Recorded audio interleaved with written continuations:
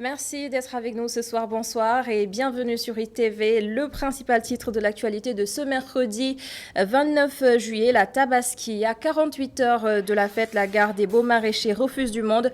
La majorité des habitants de Dakar va passer la fête à l'intérieur du pays en famille. L'ambiance aux Beaux Maraîchers à découvrir dans quelques instants.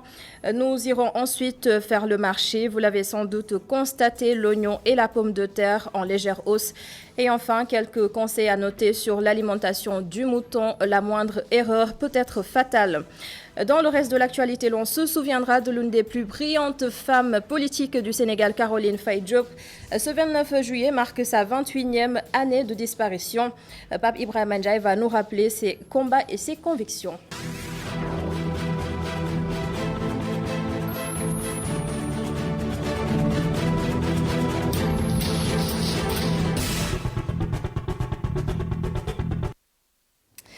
Macky Sall a gracié 674 détenus à l'occasion de la fête de Tabaski.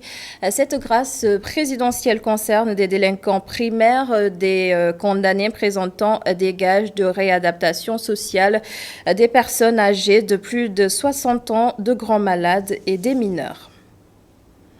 Et nous sommes à 2 jours de la Tabaski. Les rues de Dakar sont très animées. La ville vit et vibre au rythme des préparatifs. Mais dans quelques heures, cette ambiance de fête va laisser place à un calme plat. Beaucoup vont passer la fête de Tabaski à l'intérieur du pays auprès de leur famille. La gare des Beaux Maraîchers est très animée. Elle refuse du monde, comme vous allez le constater dans ce reportage de Abdulrahman Li. Ambiance de fête à la gare Les Beaux Maraîchers à 2 jours de la fête de Tabaski.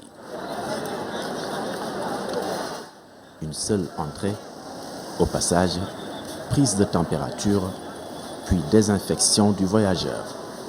Passé cette étape, plus aucune mesure soutenue, les voyageurs se promènent avec leurs moutons.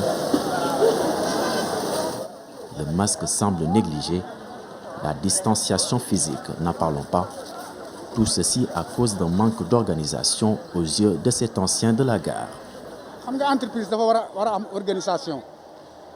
Vous savez, une entreprise doit être bien gérée, bien organisée. Mais ici, regardez autour de vous, les voitures sont stationnées n'importe comment. Ce qui intéresse ces chauffeurs, c'est uniquement l'argent des clients. Je pense que ce sont ceux qui ont la lourde responsabilité de gérer cette gare qui ne connaissent pas grand-chose du rôle qu'ils ont et doivent jouer.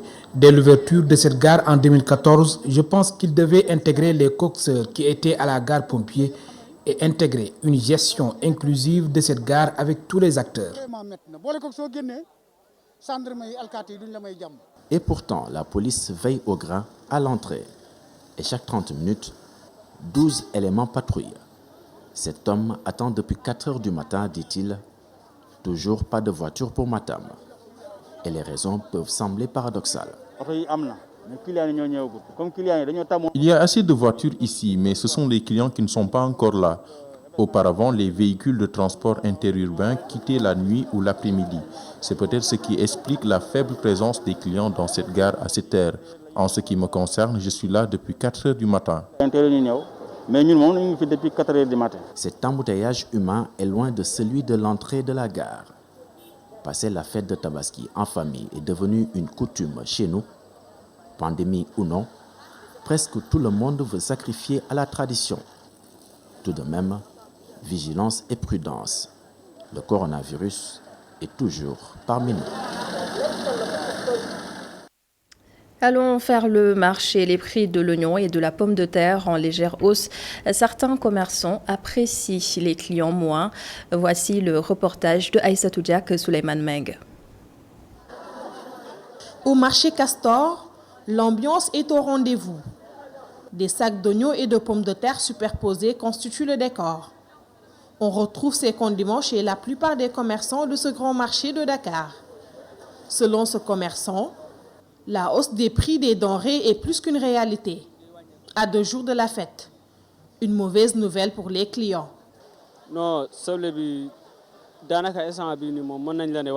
L'oignon est cher, on a augmenté le prix une semaine avant la fête de la Tabaski. Le sac coûtait 6 500 francs et aujourd'hui le sac coûte 10 500 francs CFA.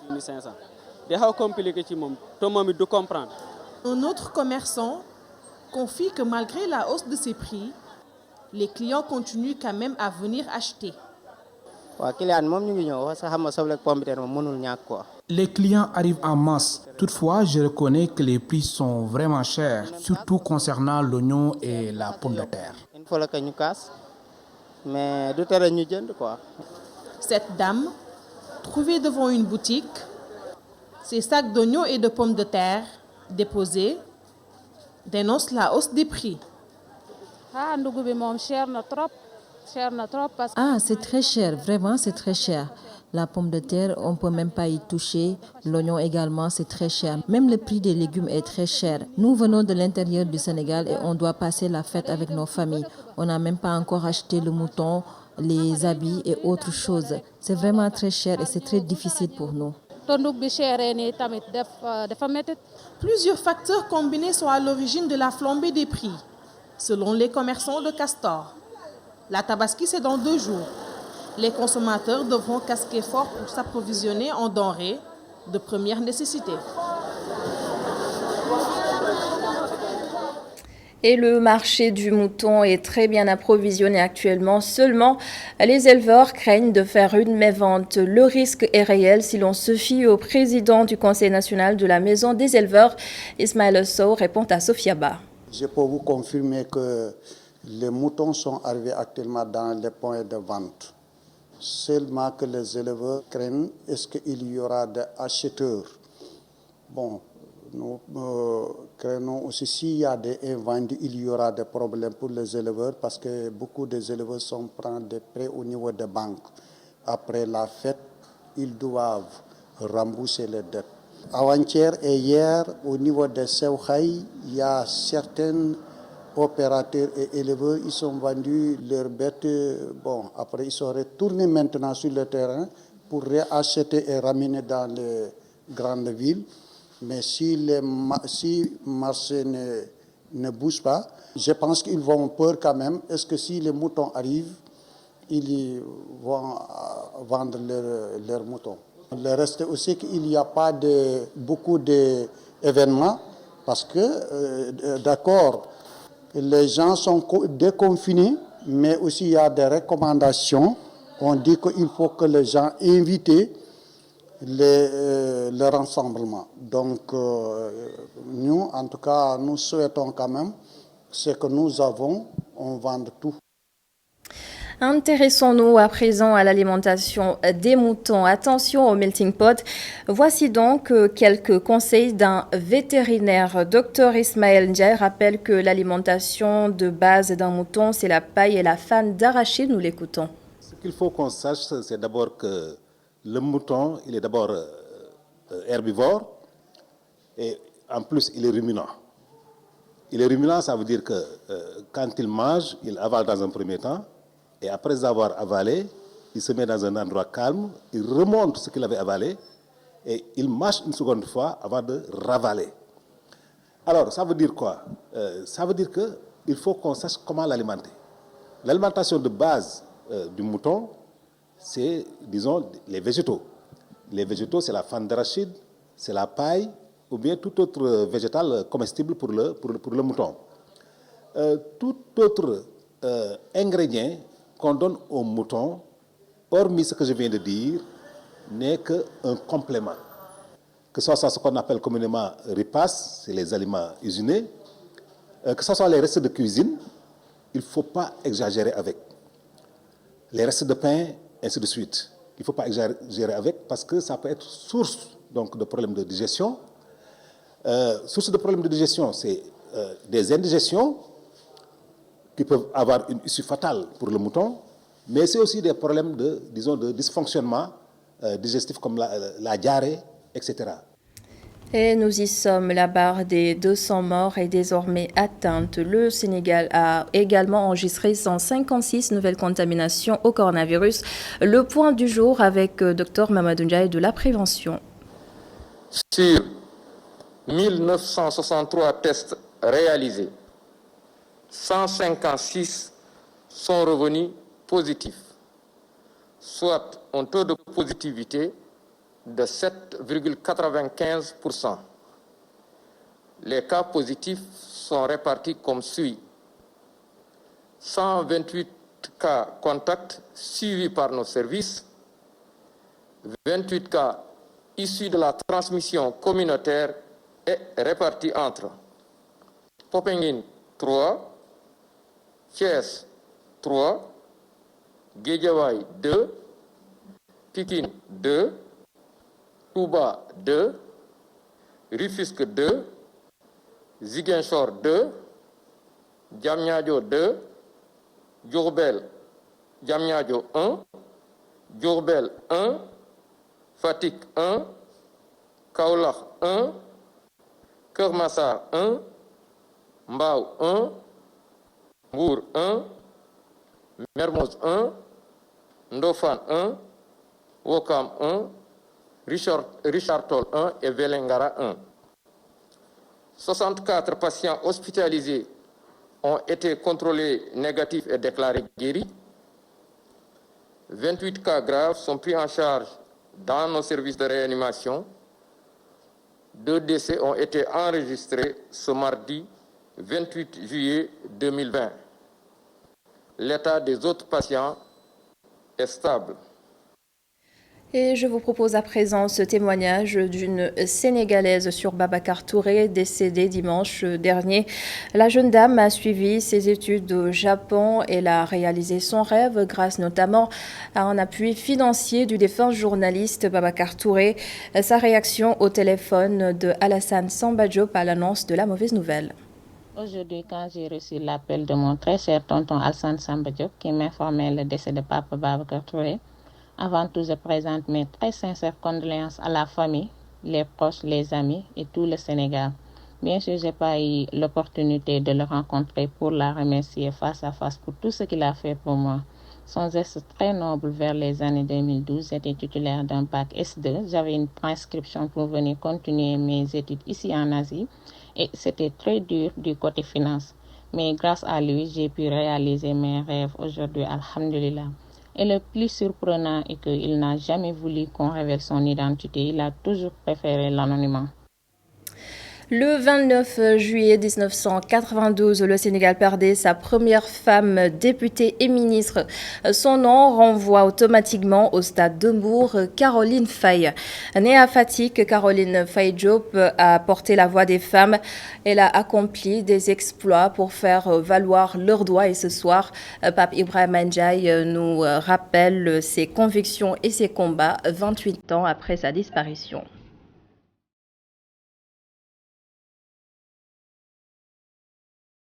Son nom est lié à jamais à une formation politique ou encore à un stade. Née le 11 juillet 1923 à Foundiougne, dans la région de Fatick, Caroline Faye Diop incarne le parcours unique d'une femme d'État au cœur de la République.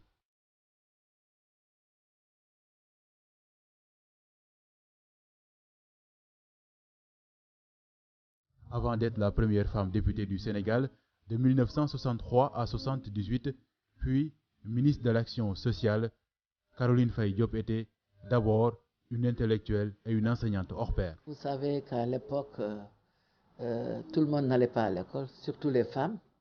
On les comptait sur le bout des doigts. Et elle a été à l'école, elle a été institutrice, directrice de l'école normale des jeunes filles. Où il y avait de grosses têtes qui sortaient, William Ponty comme jeune fille, avec les Annette Barry d'Erneville, les Marie-Anne Soie et autres. Donc c'était nos pionnières. Et elle a marqué son temps parce qu'elle était institutrice, donc n'importe qui n'était pas enseignant à l'époque. Elle s'est mariée avec Demba Diop et elle est entrée au Bloc démocratique sénégalais. Sa carrière professionnelle et politique a marqué des générations. Caroline Faye Diop a gravé les échelons sans brûler les étapes. En très peu de temps, elle fait face aux hommes et occupe des postes de responsabilité.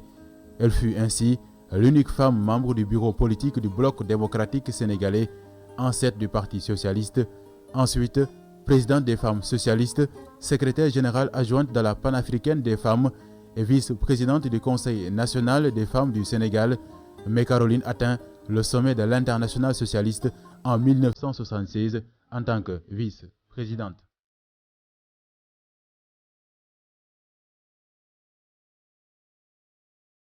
Au fil du temps, Caroline Faye Diop change de poste de responsabilité, mais jamais de combat. Elle s'est toujours battue pour la cause féminine, un combat qui a porté ses fruits aujourd'hui. Au moment où on votait le code de la famille, elle était la seule femme qui était là-bas pour défendre les intérêts des femmes. C'est pourquoi elle se battait pour l'égalité entre hommes et femmes. Parce que qu'il y ait tout un groupe, qu'une seule femme soit là pour défendre les intérêts des femmes, c'était pas facile. On la voyait comme ça, députée qui se battait, qui parlait. Quand elle parlait, tout le monde l'écoutait.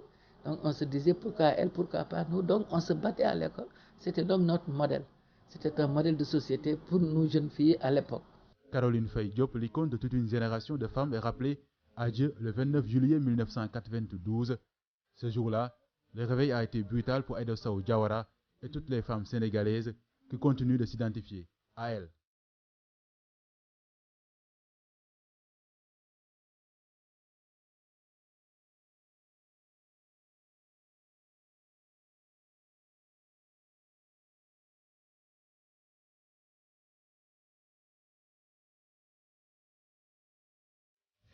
Merci Pape Ibrahima Ndiaye pour ce portrait. L'actualité, c'est aussi la cordonnerie qui vit des jours difficiles. Les acteurs se plaignent d'un manque d'organisation. Ils sont encore plus exposés avec la pandémie de Covid-19. Mamadou Lamine Fati nous en parle. La capacité d'assimilation des Sénégalais est sans pareil. Au plan manuel, nos artisans réalisent des merveilles, mais leur travail n'est pas toujours considéré à sa juste valeur. La cordonnerie, à l'instar des métiers et bien d'autres, en souffre. Le Sénégalais est intelligent. Nous sommes intelligents, nous sommes capables de faire beaucoup de choses. Mais il faut qu'on nous aide. Cette procédure pour faire une paire de chaussures, il faut acheter une carton de mesure pour couper la gabarit, quoi. Ouais, pour couper la gabarit, après tu achètes, si tu le fais en cuir, tu dois acheter le cuir, ou bien en toile, tu achètes le toile et tu prends la mesure et tu le dessins dans votre toile, mais dans votre cuir, quoi. Après, quand tu le coupes, tu l'amènes chez le couturier pour le cuir, pour le coutu. Après, tu es venu ici pour le sembler et faire des choses jusqu'à ce qu'il termine, quoi. Un travail très plaisant qui demande beaucoup de concentration, nous dit ce cordonnier.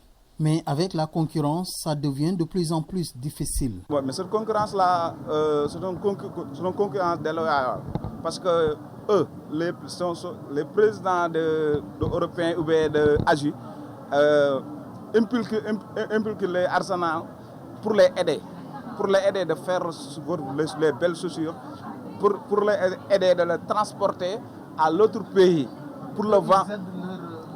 Merci beaucoup. Le secteur de la maroquinerie n'est pas organisé, comme l'auraient souhaité ces artisans de Pikine. Le président de la République reconsidérait les cordonniers, surtout le ministre le ministre Dame Diop, d'artisan Dame Diop.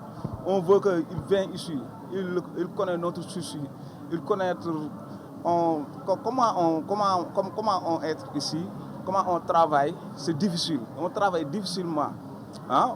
On veut qu'il vienne ici, il nous rencontre, il connaît notre souci pour faire quelque chose pour nous, quoi. Il faut aller sur les lieux, il faut descendre sur le terrain pour vérifier, pour identifier les cordonniers, comprendre que les cordonniers est là. Il faut aller sur le lieu. Au-delà de l'organisation de leur métier, les cordonniers sollicitent l'accompagnement de l'État. Les cordonniers, on ne veut pas le financement, on veut voir les financements ici. Parce que c'est notre pays, on a notre richesse, c'est notre métier. On a appris notre métier, on le fait. Mais on veut le président donner des financements, de nous aider, de ce que nous sommes des Sénégalais. Pouvoir exporter, pourquoi pas partir des grandes foires? Parce qu'on peut le faire. Un métier artistique très passionnant qui demande le sens de la créativité. La cordonnerie a ses propres difficultés. Néanmoins, ces artisans continuent d'espérer pouvoir vivre encore de leur métier en attendant que le gouvernement leur tende la perche. Et cette interrogation, comment mieux gérer les cantines scolaires dans ce contexte de crise sanitaire? Les acteurs de l'éducation de Saint-Louis formés en alimentation scolaire et nutrition, Momar Alisnion et Aletcham, ont interrogé un spécialiste en nutrition. Les explications de Mamadou Diouf. La formation des formateurs qui a pour principal objectif de leur donner les outils qui leur permettent de comprendre cette maladie pour développer cette activité au sein des IF, des CGE, des directeurs. L'objectif in fine est de permettre à ces acteurs d'avoir tous les outils afin d'avoir une école beaucoup plus résiliente et de développer le programme d'alimentation scolaire dans ce contexte de Covid. Parce qu'aujourd'hui, nous ne pouvons plus continuer à travailler comme on le faisait avant. Il faut une rupture totale par rapport à un ensemble de comportements qui étaient développés avant la pandémie. Cette Covid nous exige aujourd'hui de nous inscrire plus dans une approche assurance qualité pour un risque zéro de la transmission du coronavirus dans toutes les activités qui sont développées par les programmes d'alimentation scolaire. Donc l'objectif, c'est vraiment d'outiller les acteurs de l'éducation qui tournent autour des cantines pour leur permettre vraiment de développer la cantine dans les conditions requises qui vont permettre à ces enfants de continuer à bénéficier des repas nutritifs qui sont offerts dans le cadre de ce programme d'alimentation scolaire de Counterpart International. Le reste de l'actualité consacrée à ce public reportage sur la tournée de l'ADER à l'intérieur du pays grâce à un financement de la délégation à l'entrepreneuriat rapide. Une quinzaine de sociétés d'intensification de la production agricole ont pris un nouvel envol, nous dit Abdourahmani. Une journée qui débute au pas de charge. Une réunion avec les acteurs des sociétés d'intensification de la production agricole avec la présence des partenaires tels que le PRODAM et la BNDE. Objectif, trouver des solutions aux entraves de la production. Le goulot d'étranglement est trouvé. C'est le coût de l'électricité qui peut aller jusqu'à plusieurs millions de nos francs, un lourd fardeau à côté d'un matériel agricole rudimentaire. Pour l'avenir, nous voulons une mise en place très tôt, à mi-septembre ou bien en début septembre, des fonds pour la campagne prochaine. Et en plus de ça, il y a les chertés et la qualité de l'électricité qui freinent la production. Ça aussi, l'ADER nous a promis des solutions avec la Sénélec pour essayer d'évacuer ces problèmes avec l'électricité. Il y a aussi le problème de matériel agricole, des planteuses, des récolteuses, parce qu'on enveloppe de très grandes superficies, des vingtaines par périmètre, des vingtaines d'hectares par périmètre. Travailler avec la main, c'est un peu dur. C'est pourquoi nous voulons des équipements en matériel agricole, des planteuses, des récolteuses, etc., etc. Des demandes formulées et prises en compte par le délégué général de l'ADER. L'objectif ne change pas. Pour Papa Amadou Sarr, il faut poursuivre la stimulation de la production des spéculations. Dans cette dynamique, où le prêt de l'ADER en partenariat avec la Banque nationale de développement économique est utilisé à bon escient. Aujourd'hui, l'un des principaux freins au développement de ces SIPA, c'est les coûts de production, notamment l'énergie. Avec la prime fixe qui leur est appliquée, il devient quand même très cher pour eux de produire de l'électricité et de produire toute l'année. Donc nous sommes en train de voir dans quelle mesure nous allons mettre une ligne de 500 millions de francs CFA avec notre partenaire pour mettre en place des centrales solaires et leur permettre d'améliorer leur production, leur rendement et l'efficacité du programme qui est mis en place. Un programme auquel participe cette dame. Elle est la gérante de la Société d'intensification de la production agricole de Ndouloumadji, une SIPA qui a reçu le financement de l'ADER d'un montant de 23 millions et qui a bien entendu des effets sur la production. Et on a pu produire sur 15 hectares de pommes de terre qui ont très bien donné. On va dire, il y a le pivot, il y a les magasins, il y a le forage, il y a tout, il y a la terre. Mais malheureusement, on avait des problèmes pour avoir le financement. Donc nous pouvons dire que l'ADER est venu comme secours à notre programme. Et ce financement vous a permis de faire quoi exactement? Ce financement nous a permis de faire une campagne, comme je l'ai bien dit tout à l'heure, une campagne de pommes de terre. Et on continue encore de produire parce que le financement, ça a duré 10 mois. Pendant les 10 mois, on a pu faire des pastèques, du gombo et autres spéculations aussi. Soutenir et accompagner l'entrepreneuriat, c'est le credo de l'ADER avec des agents dévoués, dont l'objectif est d'améliorer les conditions de vie des populations, notamment les femmes et les jeunes.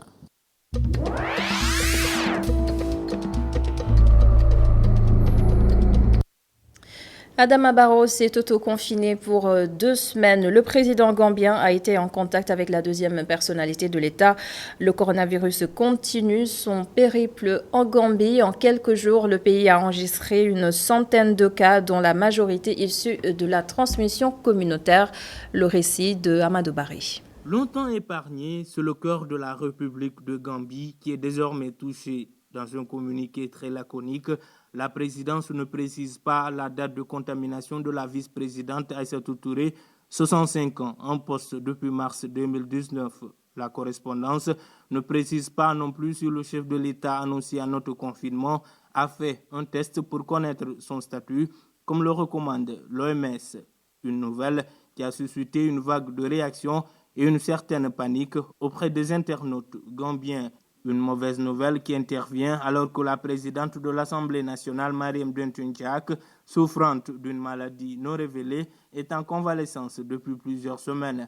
Aussi invraisemblable que cela puisse paraître, hier, il n'y a pas eu de point du jour car d'après nos informations, la machine de stockage de données a été subtilisée, suscitant à la fois hilarité et indignation du public. Depuis la mi-juillet, les cas explosent en Gambie, un phénomène imputable à l'ouverture partielle des frontières aériennes. D'une cinquantaine de cas, le pays compte aujourd'hui près de 400 contaminations confirmées, dont 8 décès. Le plus inquiétant pour les autorités sanitaires, c'est la contamination du personnel médical en première ligne dans la lutte contre la pandémie. Entre relâchement, insouciance, déni et gestion de la pandémie pour la moins controversée, la Gambie doit désormais redoubler de vigilance. La semaine dernière, le président Barrow a été obligé de lever l'état d'urgence, les parlementaires ayant à maintes reprises refusé de renouveler la mesure d'urgence. À noter que depuis vendredi dernier, le port du masque est obligatoire dans le pays, mais pas sûr que cela puisse suffire pour limiter la progression de la pandémie face à l'insouciance d'une frange importante de l'opinion qui persiste dans le déni.